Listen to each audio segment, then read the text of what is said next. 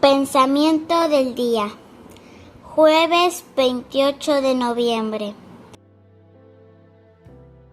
Realizar buenas obras.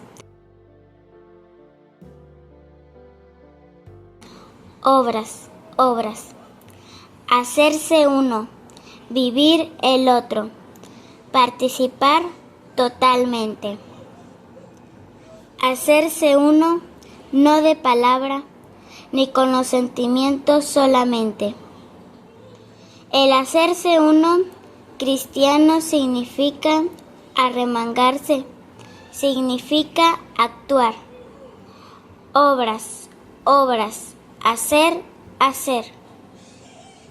Jesús demostró lo que es el amor cuando curó enfermos, resucitó muertos, cuando lavó los pies a los discípulos. Hechos. Eso es amar.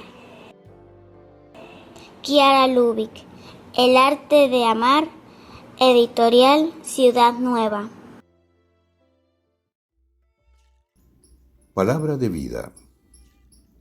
Noviembre de 2024. Esta viuda, en cambio, ha dado todo cuanto poseía, todo lo que tenía para vivir. Marcos, capítulo 12, versículo 44.